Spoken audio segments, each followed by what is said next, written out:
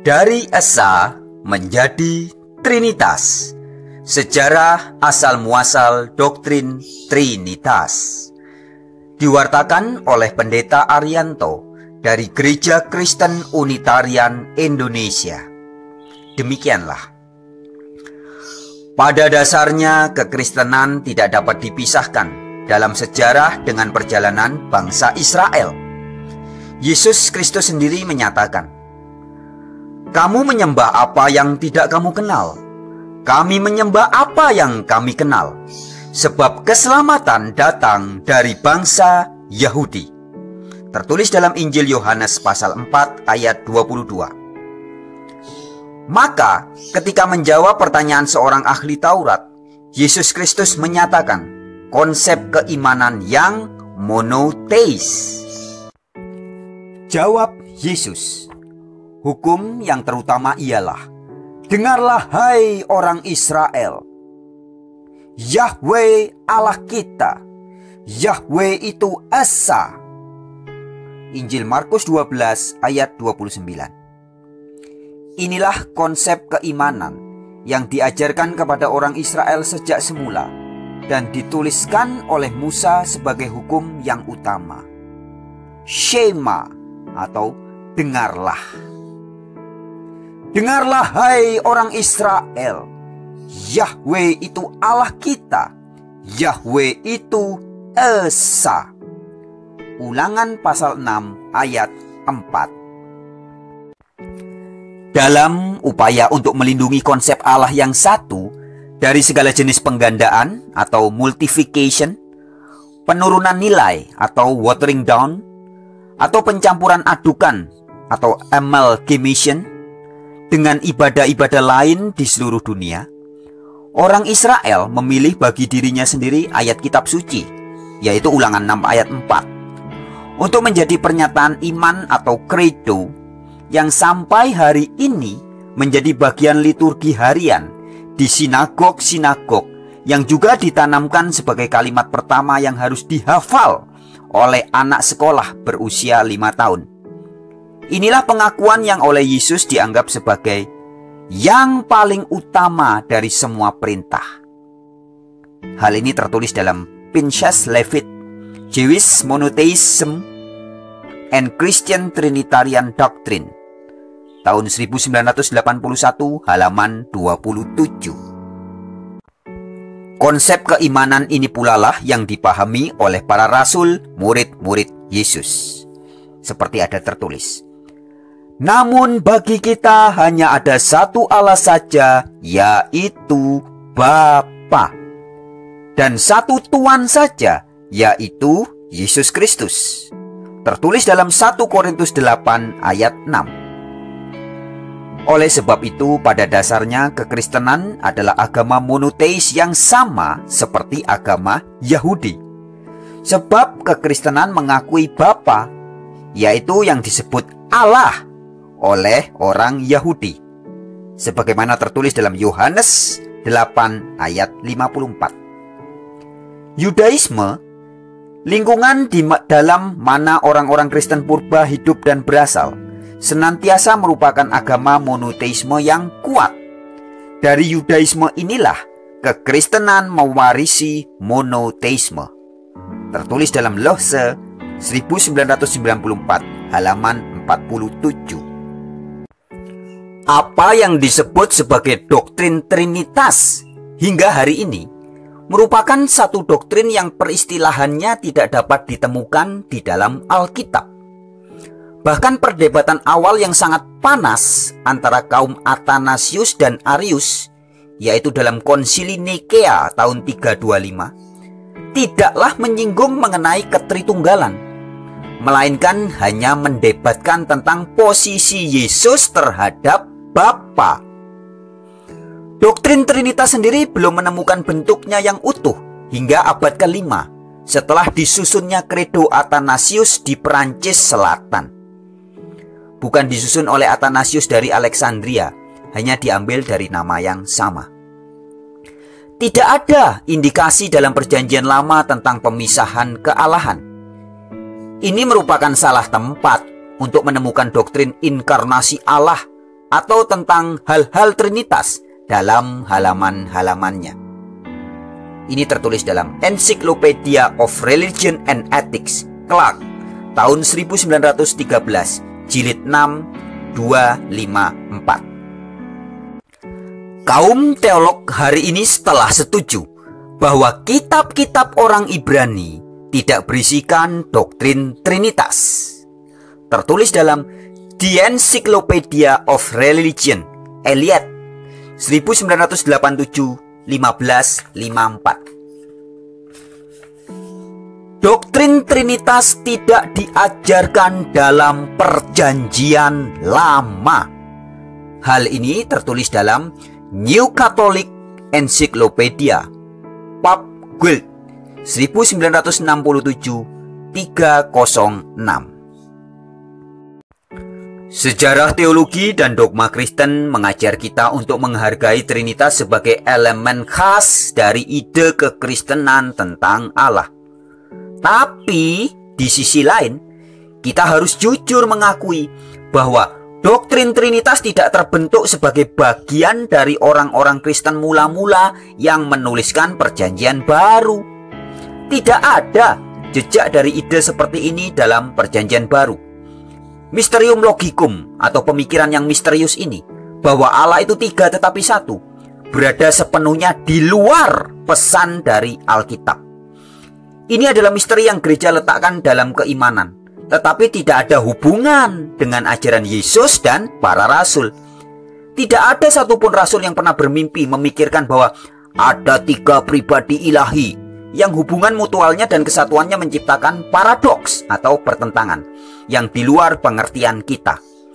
Demikian kata Emil Brunner dalam buku Christian Doctrine of God Dogmatics, 1950, halaman 205, 226, 238. Menuju ke doktrin Trinitas.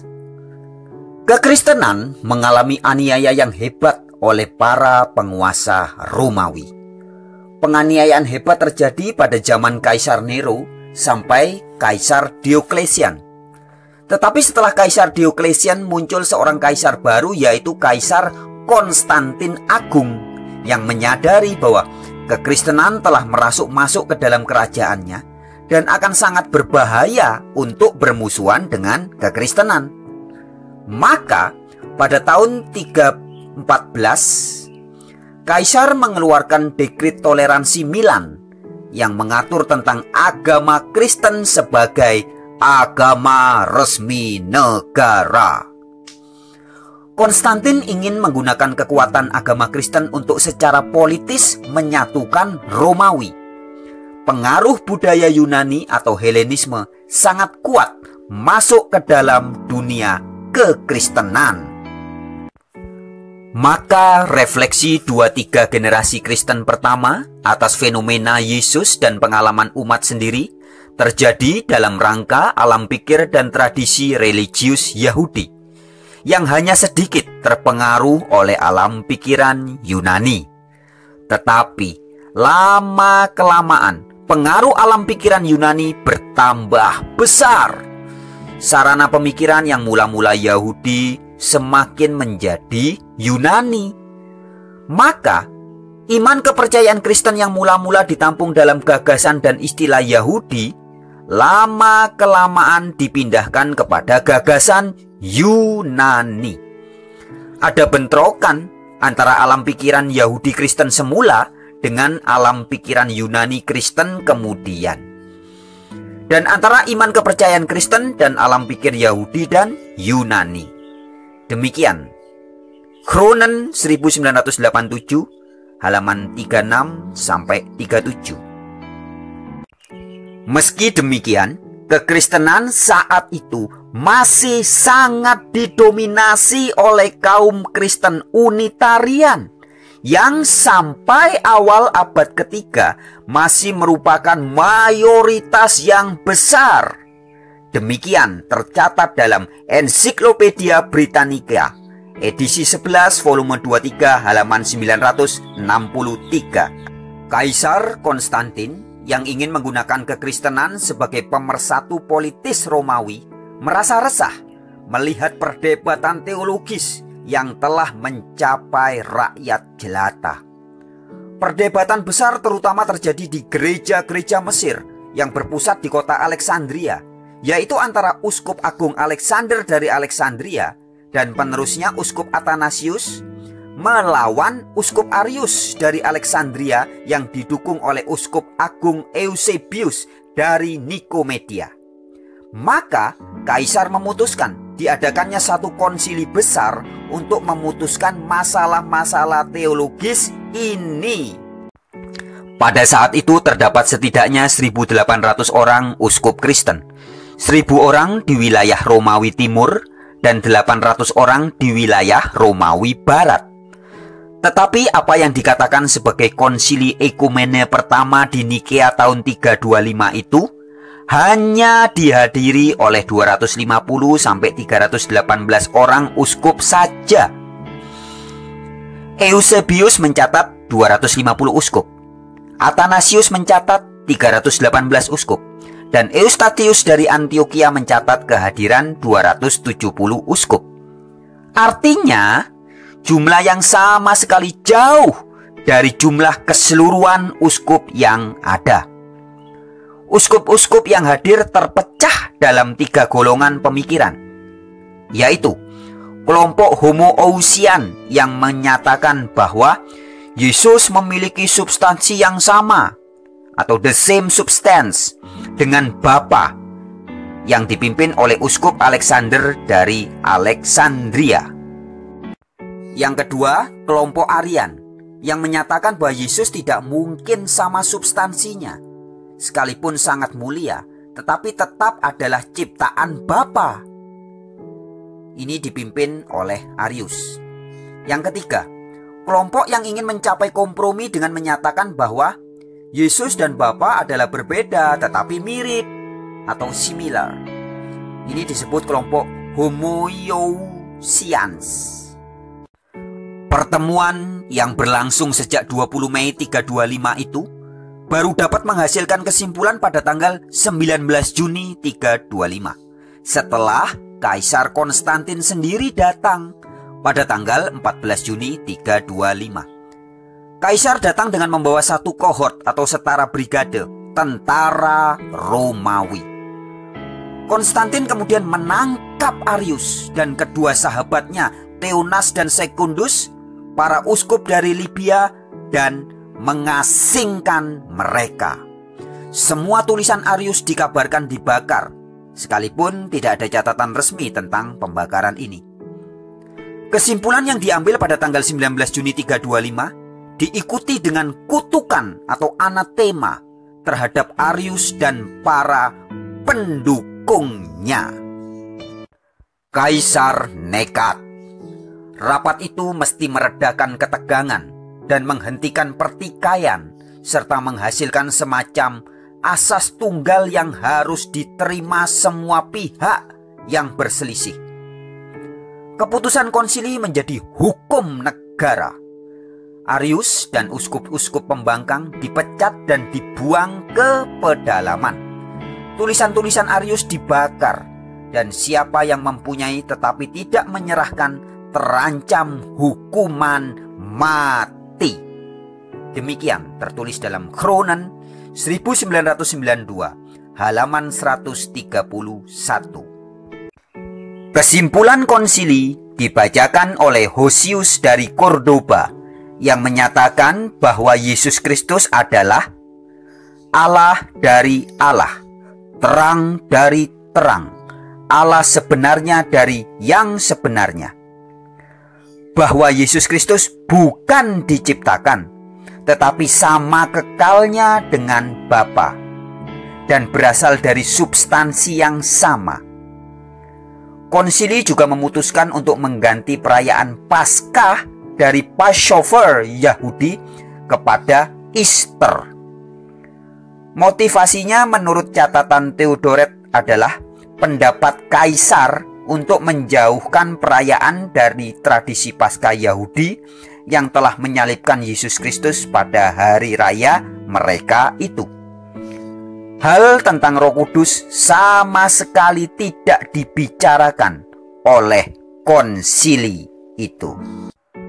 Konsili diakhiri dengan pesta bersama Kaisar Konstantin pada tanggal 25 Agustus 325. 3 bulan kemudian, dua uskup yang menyampaikan ide kompromi dan tidak sepenuh hati mendukung kredo Nikea, yaitu Eusebius dari Nikomedia dan Theognius dari Nikea, diasingkan juga. Tetapi Kaisar rupanya menyadari bahwa kaum Athanasian tidak mendapat simpatik penuh. Maka pada tahun 328, Kaisar mengizinkan pulang para uskup Unitarian, yaitu Arian dan Eusebian, yang diasingkan itu. Tahun 336 di kota Konstantinopel diadakan pertemuan uskup se-Romawi Timur yang memutuskan bahwa ajaran Arius benar dan ortodoks. Tahun 337, Kaisar Konstantin yang banyak bermain dalam penentuan keputusan di konsili Nikea baru dibaptis menjelang ajalnya. Bahkan Kaisar dibaptis oleh seorang uskup Unitarian, yaitu Eusebius dari Nikomedia. Sungguh ironi. Athanasius yang menyadari bahwa sekarang dirinya berposisi kalah, melarikan diri dari Alexandria, Mesir, ke Roma di kawasan barat yang cenderung lebih mendukung konsep homoousius pada tahun 339. Tahun 341 di Antioquia disusunlah dokumen Kredo Arian untuk menangkal Kredo Nikea. Pada pertemuan tahun 343 di Sardika, uskup-uskup gereja di Romawi Timur menghendaki penyingkiran selamanya Athanasius dari kedudukan uskup Alexandria. Tetapi Athanasius justru berhasil memainkan peran politisnya dan kembali menguasai keuskupan Alexandria tahun 346. Keadaan belumlah tenang bagi kaum Athanasian ketika dalam pertemuan di Sirmium 357 dihasilkan kesimpulan bahwa bapa lebih besar daripada anak. Dan dalam pertemuan di Antioquia 361, kesimpulan Arian dianggap benar. Keadaan baru benar-benar mantap bagi kaum pendukung ide homoousius ketika Kaisar Theodosius I naik tahta dan mengadakan konsili Konstantinopel tahun 381. Di bawah pengaruh Basil dari Kapadokia, Gregory dari Nisa, dan Gregory dari Nazianzus, maka konsili memutuskan untuk merevisi Kredo Nikea. Mereka memasukkan Roh Kudus sebagai Sang Tuhan atau Allah pemberi hidup yang ada dari Bapa dan bersama dengan Bapa dan Anak. Dia harus disembah dan dimuliakan. Kaisar kemudian mengeluarkan dekret bahwa doktrin Trinitas ini adalah doktrin sah dari agama resmi kekaisaran dan semua penjelasan harus mengacu daripadanya. Dekret ini diikuti dengan kutukan terhadap semua penganut Arian dan penentang kepribadian Roh Kudus. Kenyataannya, suku-suku di perbatasan wilayah Romawi masih menganut paham Unitarian. Orang-orang Gotik yang telah mencetak Alkitab mereka tahun 351 bersama dengan suku Heruli, Vandal, Suevi atau Swiss, demikian juga dengan suku-suku Teutonik dan Jerman. Inilah yang akan memicu perang penyerbuan suku-suku barbar ke wilayah-wilayah Romawi. Doktrin Trinitas belum benar-benar diterima secara luas hingga akhirnya diadakan konsili Kalkedon tahun 451 untuk menekankan kembali keimanan kepada Trinitas Dan dalam konsili inilah ditetapkan bahwa Yesus adalah impersonal human nature. Yesus adalah Allah yang tinggal dalam tubuh manusia. Maka Trinitas menjadi iman sah agama negara Romawi, yaitu kekristenan. Itulah sejarah kelam asal-usul doktrin Trinitas yang meracuni kekristenan. Kini tiba saatnya mencari kembali akar iman kita.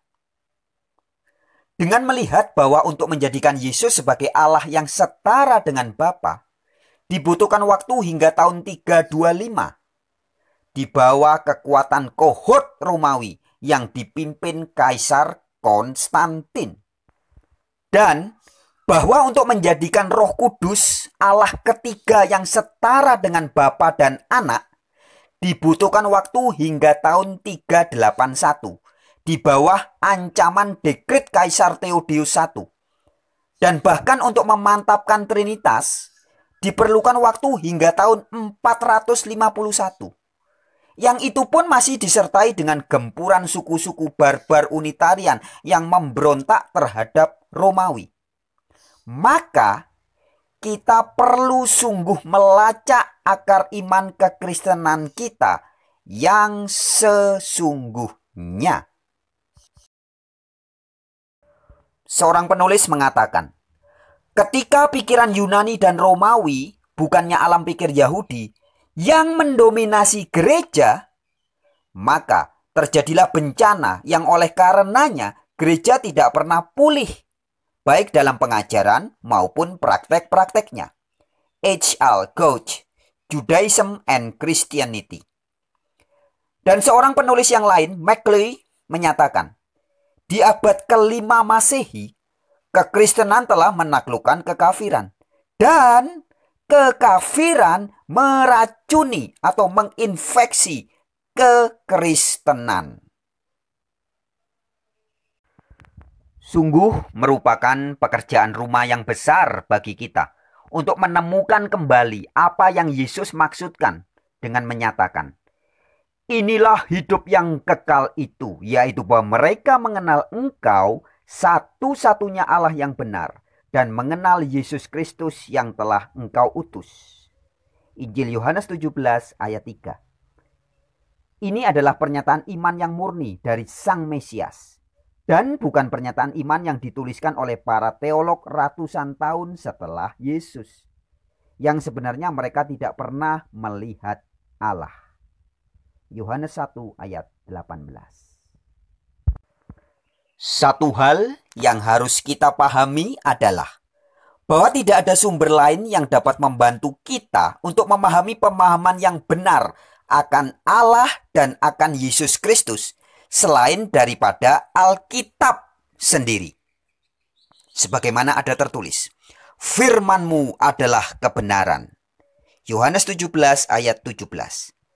Adalah ajaran yang datang dari Sang Guru Agung, Yesus Kristus. Alkitab ini bukanlah buku misterius yang hanya dapat dipahami oleh para teolog, tetapi merupakan kebenaran sederhana yang Yesus Kristus sendiri katakan. Aku bersyukur kepadamu Bapa, Tuhan langit dan bumi, karena semuanya itu Engkau sembunyikan bagi orang bijak dan orang pandai, tetapi Engkau nyatakan kepada orang kecil. Injil Matius 11 ayat 25. Shalom.